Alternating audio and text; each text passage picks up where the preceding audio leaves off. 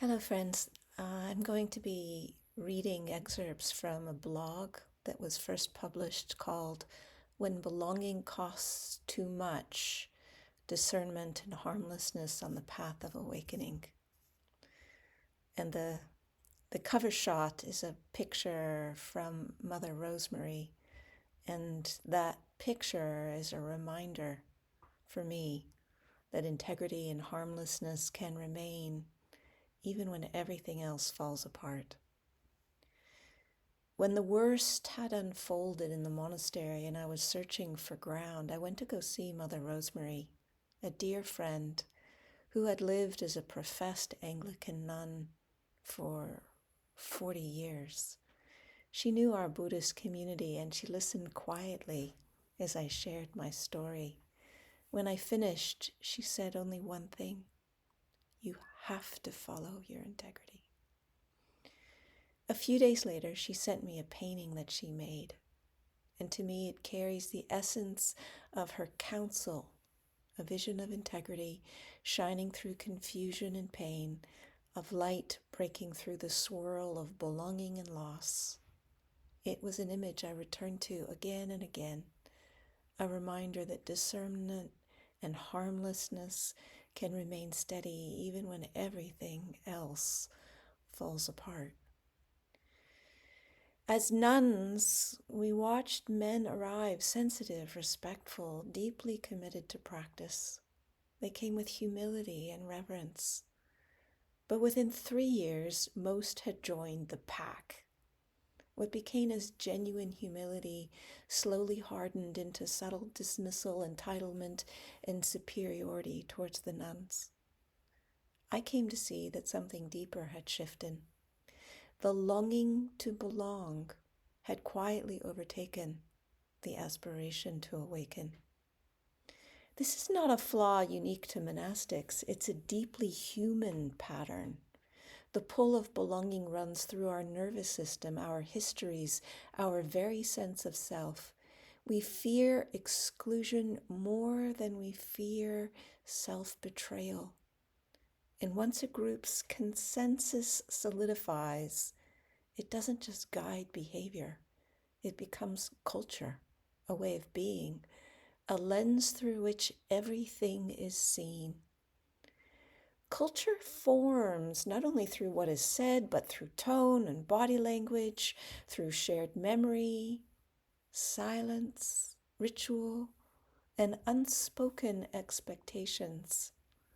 It sets the boundary of who's trusted, who's centered, who is peripheral. And within such a container, conformity begins to feel like wisdom, and integrity, naming harm, breaking silence, choosing another way, begins to feel dangerous because it risks exclusion, shaming, or exile. And soon, preserving connection with the group feels more urgent than preserving connection with truth. The monastery was one expression of a pattern that plays out everywhere. We see it when communities known for compassion begin echoing harsh or dogmatic views. Sometimes this shift is born of prolonged suffering that narrows perception. Sometimes it stems from loyalty to a leader who insists this is the only way, and often it happens inconspicuously. People conform simply because those around them do. We see it when cruelty in leadership is tolerated or even praised, because rejecting it would mean risking exile, disillusionment, being targeted, or the loss of belonging. Again and again, the same dynamic unfolds. The drive to belong eclipses discernment, dulls empathy, and clouds our ability to see the harm we are complicit in causing. Groupthink is slippery because it disguises itself as safety. Inside the group, it feels like belonging, a buffer against uncertainty, conflict, and loss. Aligning with the group soothes fear Loyalty to a leader can feel like refuge. But when that belonging is bought at the cost of silencing others or ourselves, its foundation becomes brittle. What feels like protection may in fact be complicity. And harming others can feel protective in the moment, but it's not safe for the heart. Each small act of harm, justified or minimized, plants seed of suffering within us. It dulls our clarity, erodes trust, and distances us from compassion. Outwardly, we may appear steady. Inwardly, we become brittle and divided. Part of us straining to uphold our image, while another part quietly carries the truth of what we've done, or becomes defended against the truth of what we've done. This division weakens us from within, leaving us less whole, less free. The belonging we gain through harming others is fragile. It's like ice, too thin to stand on.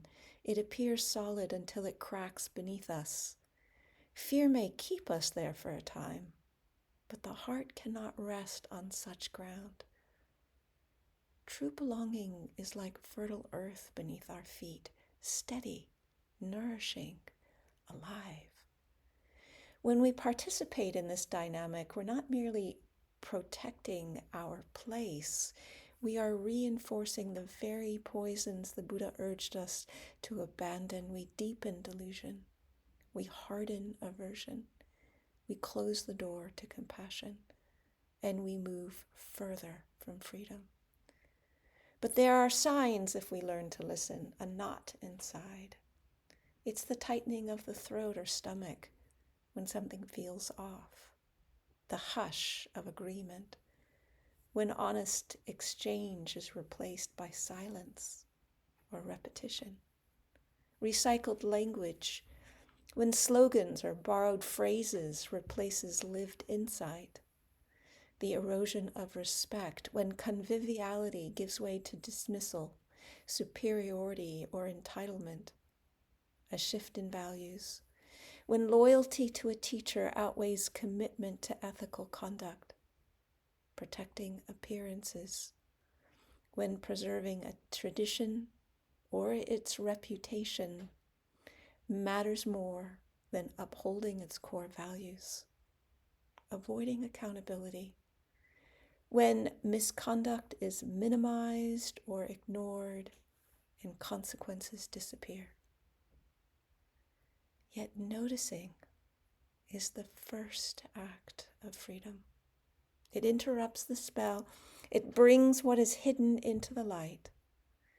And once we notice, we begin to reclaim our power. Practice becomes medicine. Return to the body. Pause, breathe. Feel your feet on the ground. This simple act disrupts the trance of conformity. Name what matters. Speak your values aloud. Write them down. Let them be your compass when the path is obscured. Reach for an ally. Even one person who sees clearly can offer steadiness when the group feels overwhelming. Create space for clarity. Time in nature or silence reconnects you to your own knowing. Deepen your commitment to harmlessness. If you've taken precepts, return to them. Reaffirm them often. Reflect on how it feels to be in the presence of somebody who will not harm you, and ask, is this the gift I want to offer others? Remember the wise guardians of the heart, the inner voice that recoils from causing harm, the awareness that actions carry consequences, both for ourselves and for others. These are not lofty ideals. They are quiet, steady truths. They re-anchor us in what is real. Is harm ever necessary? In a polarized world, we are often told that harm is necessary, that cruelty is justified for the safety of for the sake of safety or justice. History holds painful examples where force is used to restrain violence, protect the vulnerable, or respond to grave injustice. But the deeper question is not just what action is taken, but from what inner ground it arises. If the harm is driven by fear, rage, or retribution, it feeds the very poisons the path is meant to uproot.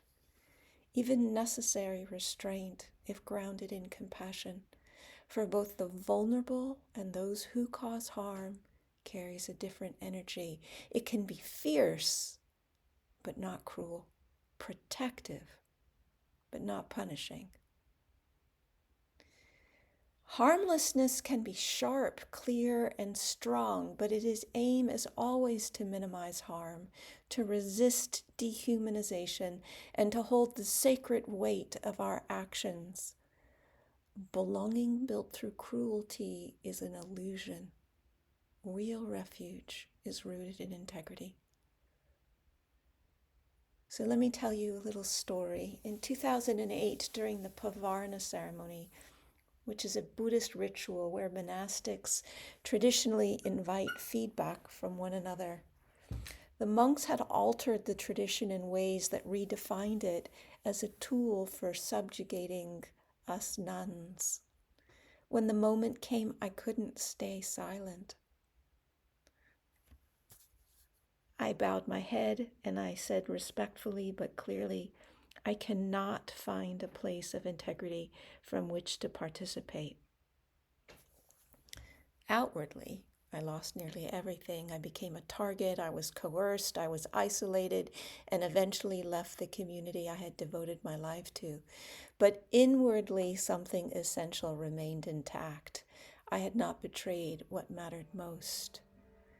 It has taken over 15 years for me to recover from the trauma and exile that followed. But unlike many who endure spiritual abuse, my healing did not involve relearning how to trust myself. That trust never broke. I had acted from a place of deep alignment. My commitment to harmlessness had held, and it continues to guide me still. Discernment may cost us belonging in the short term, but preserve something deeper, the belonging to ourselves, to truth, to love. A belonging no institution or authority can either grant or take away. We might lose our way for a time. We might get swept into silence or collusion, but we can return. And each return strengthens the ground beneath us. Eventually, discernment is no longer just a private act. It becomes a shared refuge we build together. As the commitment to harmlessness grows, it becomes like granite. The tides of fear, of longing, and loss may wash over it, but they don't move it. And even when the heart quakes, integrity remains still and steady. In my own journey, Mother Mary Rosemary's words to me, you have to follow your integrity. And the image she painted became a compass, a reminder that integrity and harmlessness are not abstract. They are living forces. They can guide us when everything else collapses. So I invite you to pause and ask yourself, where in your life do you feel the pull of belonging pressing against your values? And what would it mean to let integrity and a commitment to harmlessness lead the way? And so I close with a few reflections, if it feels helpful for you, to take a couple of moments and consider, where in your life Do you feel pressure to conform, even when it conflicts with your deeper values? Recall what it feels like to be with somebody you know will not harm you, what the ease, the trust, and the safety of their presence is like. Do you wish to be that presence for others? If you have precepts or guiding values, what happens when you speak them aloud? Can you let them be a compass when you feel lost? Can you feel the inner sense of conscience that recoils from causing harm? Can you remember consequences, knowing that unwholesome actions bring suffering to yourself and others? Pause, breathe, let your feet touch the ground. Rest in the clarity that arises when you step back from the tide of conformity. If you like the content, please take a moment, hit like, and subscribe to this channel. Share, and share your comments of what you discovered when you did these inquiries. Thank you.